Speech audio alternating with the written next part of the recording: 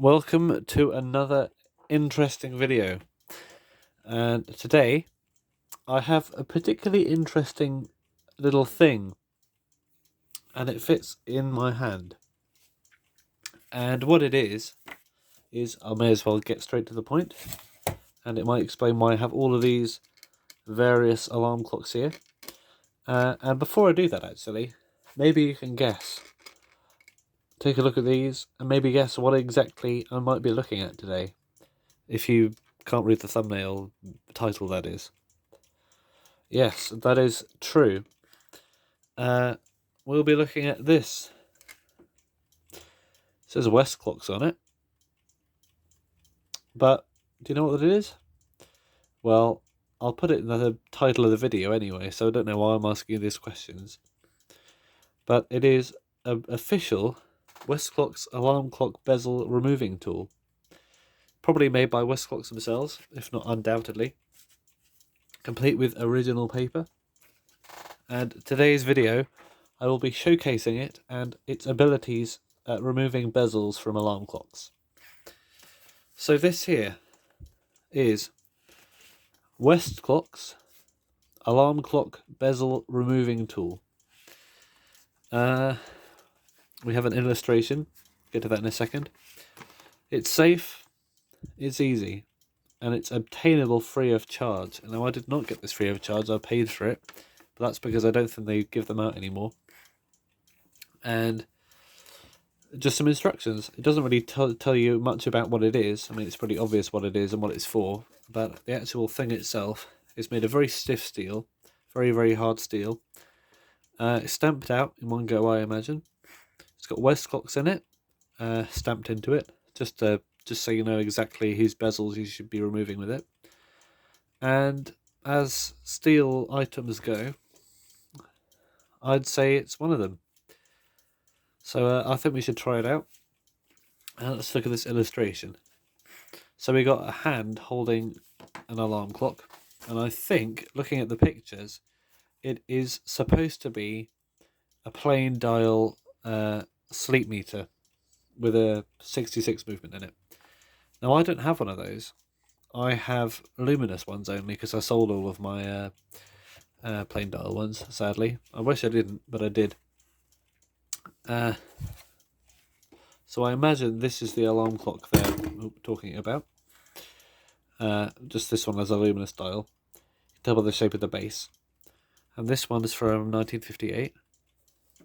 And yeah, you got the tool there. So I'm going to need a 1/4-inch screwdriver, so I'll just get that now. Well, I don't think I have a screwdriver which is exactly 1/4 inch, but I do have this one, which sort of fits.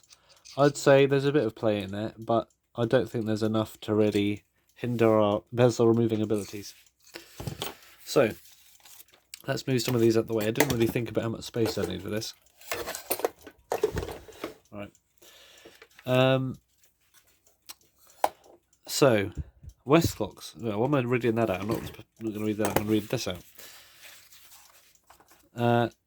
We got the hand holding the screwdriver, which is going through the thing. So insert 1/4-inch screwdriver blade in slot on underside of base and turn.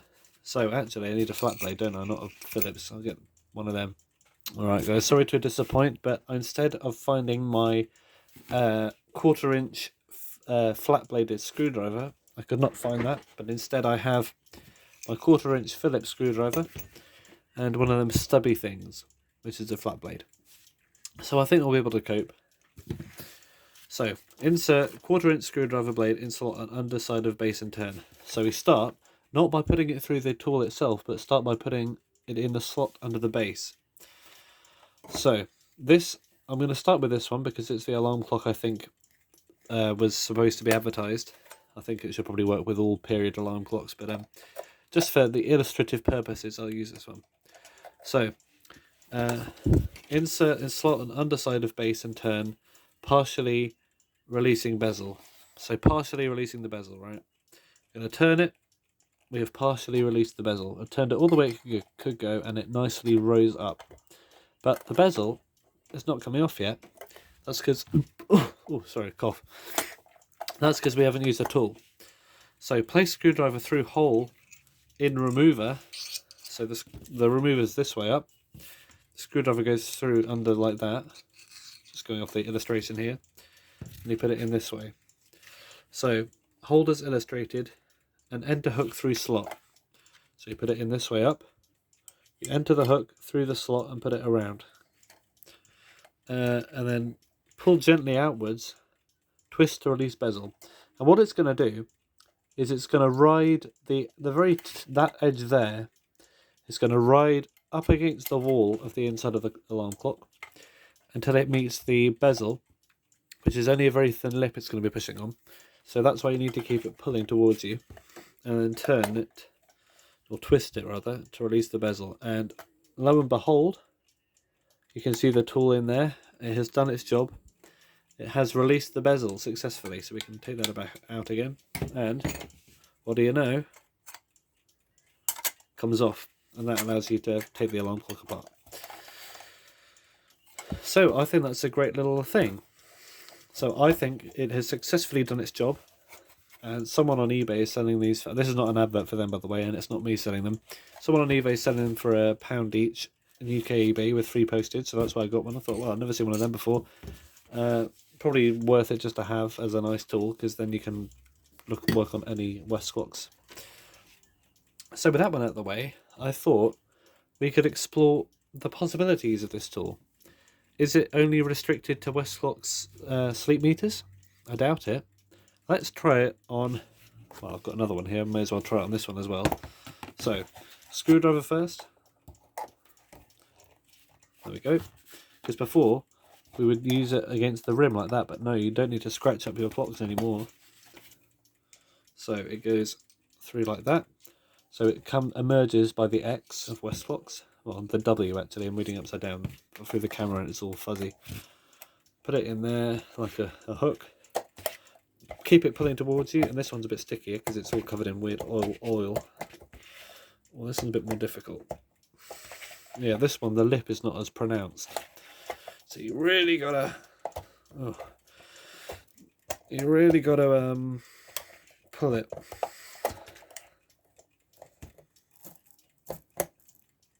There we go. Oh, did it in the end. Yeah, this one was very, very sticky. Abnormal, in my opinion. Abnormally sticky. Yeah. So that's that one. I'd say I'll give it, so far, a 7 out of 10.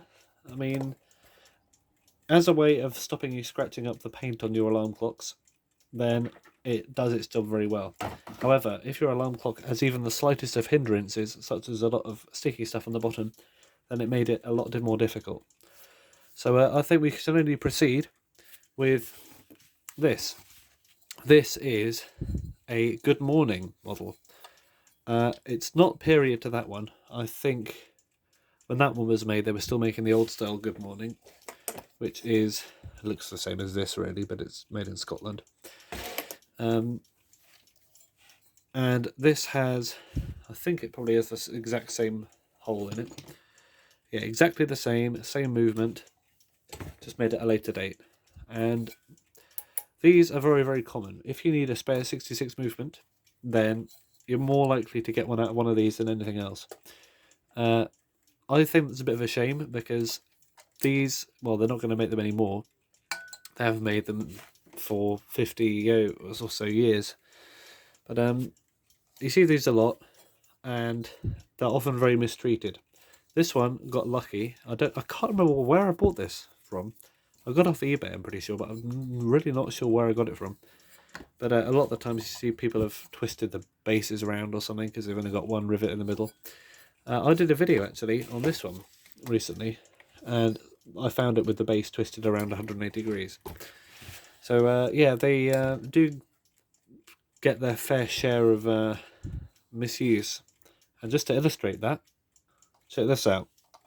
This one, same model, just the plain dial version with the non-luminous hands. This one, someone's torn the base off completely. But the movements are very useful because you can repair any non-Big Ben Westclox from before it depends where you are. In this country, they made them a lot later than they did in other ones with the same brass movement. So I suppose you could put one from 1964 in a clock from, well, 1949, I suppose, or earlier. That's when they started here. They started in 1948. But if you go to America or Canada, or North America, then they started earlier than that. And they made the movement from 1930 or so. But I don't know how similar they are, because the only example I have is from 1943, and that's a Canadian one. Anyway, back on track. So let's attempt the good morning. Did they change? Did they still use these tools then? I assume so. We have partially released the bezel. It did not pop up as much as the other ones did. However, you can see all those scratches around the edges are people, mostly me, trying to leave that thing off like a tin of paint with a screwdriver. Ooh, getting some screws magnetised to the thing, nuts and bolts.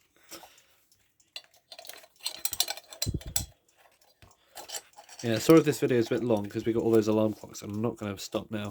Oh wow, that worked better than ever. Alright then, well, definitely. That was a 9 out of 10. I'll give that a 9 out of 10. Because, I don't know why I'm not giving it a 10. Maybe we'll find something... Yeah, it's it comes and goes, you know? Because I'm bound to come across one of these that's probably going to be nicer than that was. So I'm going to give it a 9. And I didn't put it back in perfectly lined up, so I'll just release it a little bit. Good old bezel tool. Can't stop bezeling till you've bezeled a lot. Or de-bezeled. Ooh. So I ended up with those little knobbles on the back, because these ones don't have any bolts in the back of them. I think that's about right.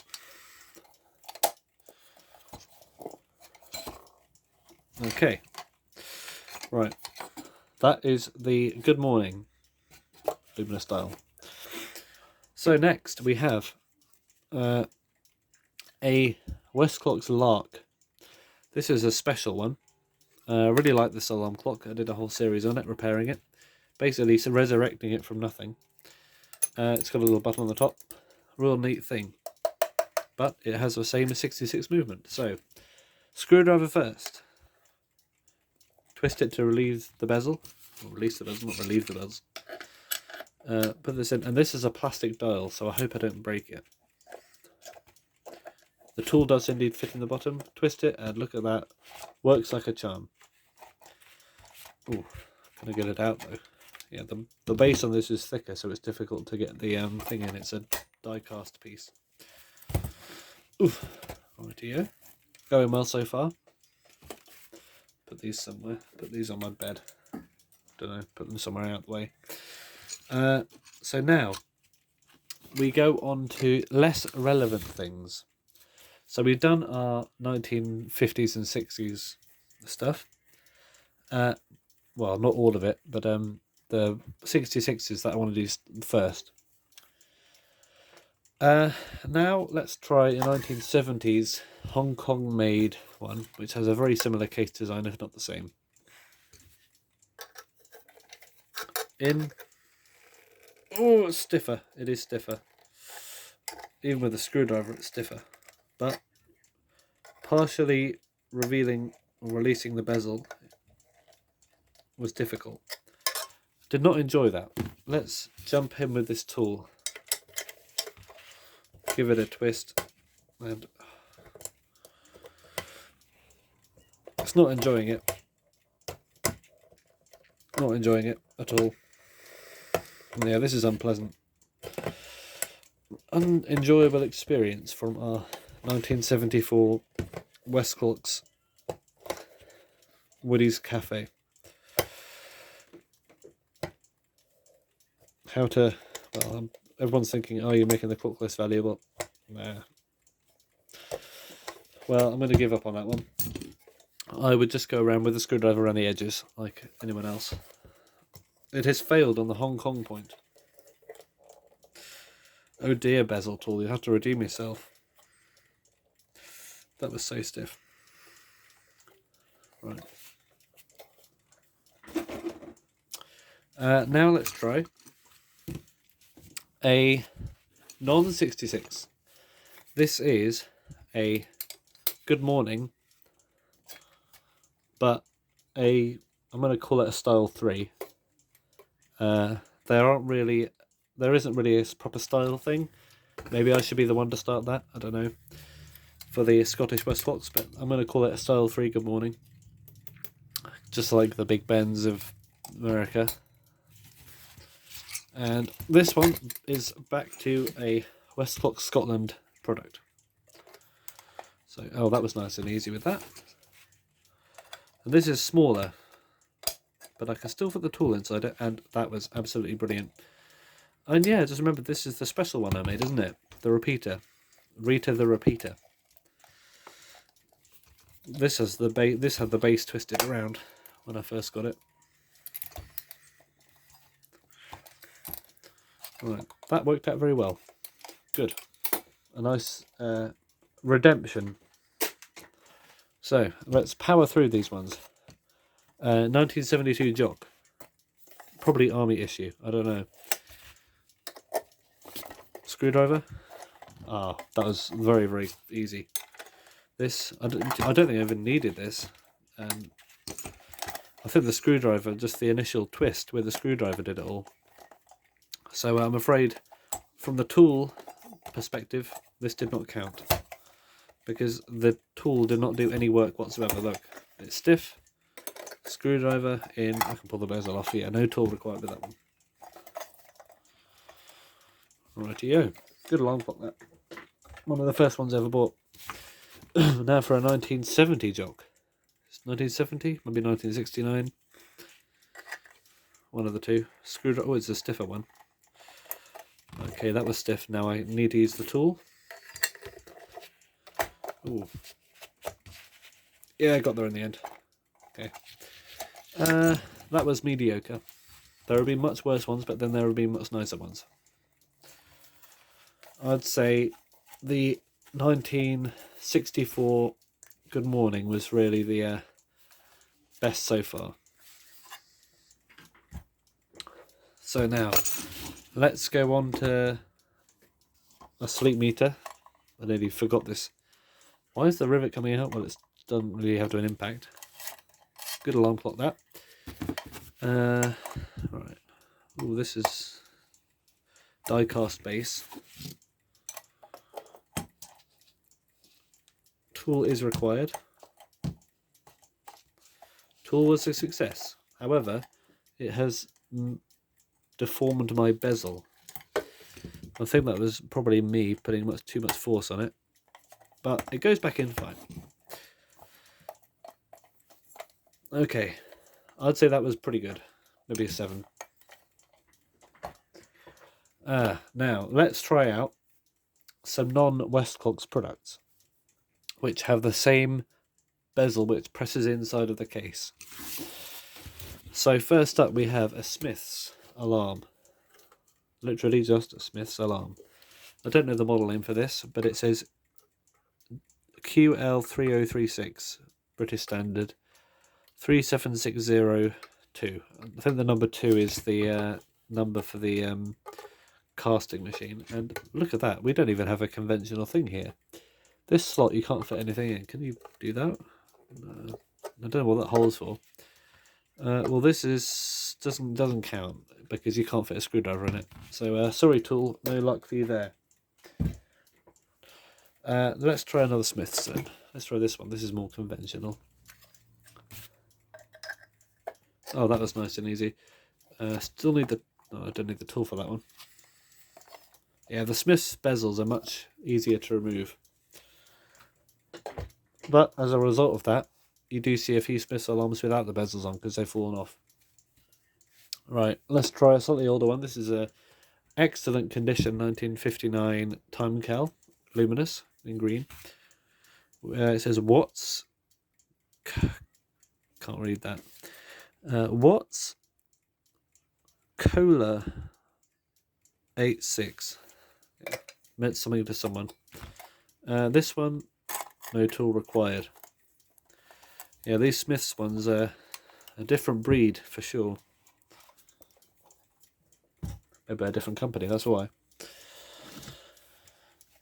Now let's try this. Smith's horse head. I've got some ideas about what this might be. I'll just go over them now quickly, but then I'll do another video about it. I think this might actually be an early model called Cavalier, because I've seen other Smith's alarms called Cavalier, and they say the word Cavalier on, but a horse head just makes sense. Anyway, let's carry on.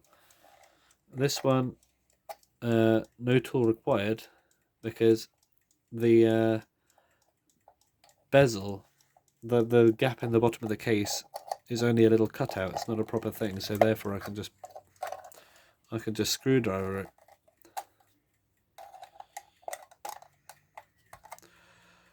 Or can I? No, I have to screwdriver it because the actual dial is lower than the bezel itself. Alright, that's a shame. But not really, because I got it off. But not with the tool. Right, now we're getting back on track. However, not in the way you might think, because we're going to do a well time. Love this thing. Yeah, this is not a Westclox and it's not a Smith's. It's its own thing. Pop. Oh, look at that. Screwdriver did it. Nice alarm clock this. I've got two of these. I've got a pink one and a blue one. I love them. I need to get the green one next because that's the only other colour, I think. Alright, now we're getting into the tricky zone. We have four more left. I don't know why I left this one out. This is the Dorothy model. And it doesn't even have a bezel gap in it. Wait, if I pop this out of here, yeah, it does. Ooh, what's that? Weird. Alright, we've got a narrow slit for our screwdriver. Screwdriver did it. Screwdriver did it. Nobody else. Put it back. Put your face back in.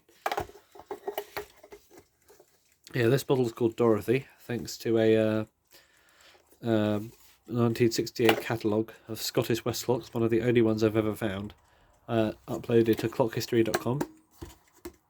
Probably Bill Stoddard himself. And yeah, they were all sort of named after names. So, back with 66s. And why have I left the 66s to last? Well, that's because these ones, with the flat bottom bases on them, the early ones, are notoriously difficult to remove the bezels on. Yeah, I think this will be a bit of a challenge, but I suppose someone must have tried it at some point.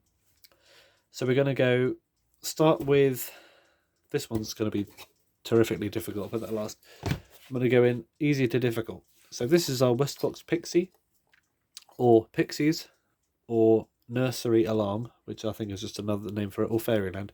There are 4 different names of this I found. I think this is just called Nursery Alarm, or the Nursery. But I've seen, I think it might be the North American ones that call them Pixie. So out of the 3 of these, I think this is the easiest to remove the bezel on. However, looking at the edges, I think some of that might be me, some of them might be someone else, because this changed hands.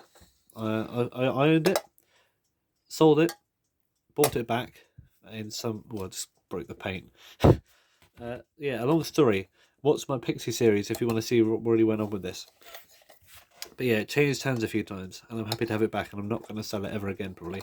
So, this is difficult. These were pressed in much, much tighter. So I think we can fit a screwdriver. It says to partially release the bezel by twisting a screwdriver. However, it's so stiff, I'm going to try and go straight in with the tool, because I feel the tool will do less damage. Can we fit it in? No, I don't think we can fit it in yet. Alright. A little bit more twisting required. Alright. Come on, tool. Show us what you're made of. Well, steel, obviously. This is a clock I do not want to damage. These, funny thing is, these have gone down in sale price since I bought mine. But still, they're great to have. So now is the time to buy them.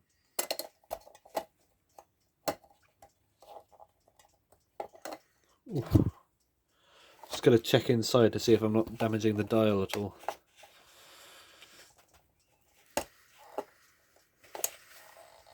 Alright, let's try a reverse twist from the other direction. Maybe that's the secret message, secret key we've been needing.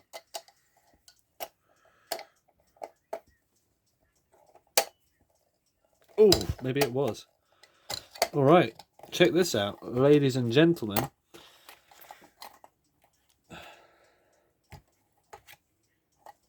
We have a tool stuck. There we go. We have released our bezel successfully. I'm very happy with that. And look, we did not need to chip around the edges. The damage is already done, but no further damage was done. So this will be annoying to get back on again, but at least we got it off. I don't need to get it off, but just good to know for next time. I'll press that on properly later. Now let's try a 1949 original Scottish Good Morning. Good morning. Back when they actually stamped the name on the back. So, screwdriver. I think this was easier than the Pixies actually. Yeah, this was easier than the Pixies by far. Partially release. Put it in. Put it in. Although the plating was coming off the bezel for some reason. A bit of nickel plating. Right, there we have it. There is our bezel off. Great alarm clock this is. Alarm clock? Great alarm clock this is. Would recommend. If you want an early Scottish made Westclox, then this bit that was assembled in Scotland rather than fully made in Scotland, because some of the parts were probably shipped over from North America. Right, this pop back on again. I'll do that later like the other one. Oof. So now for this very, very long video, which I apologise for. I have no idea why I brought out so many alarm clocks to test, but hopefully they have provided enough amusement. So let's tackle the most difficult one out of the lot. The Canadian Westclox America from 1943, borderline 1944, what was it? 22nd of the 12th, 43. So very, very near Christmas, and therefore very, very near 1944. So this is a wartime clock. Screwdriver. Yeah, look at the damage in there.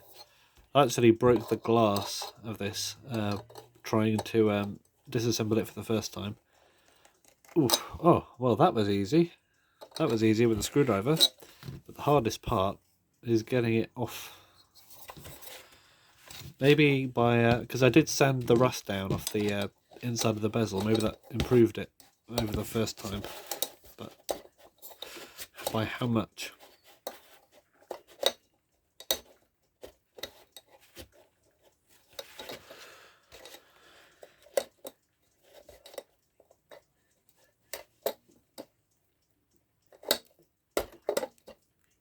Oof. It is a difficult thing. I've not had any damaged dials from doing this, so I don't think it scratches up the dial at all. Just the inside of the case. This is difficult. This is very, very difficult.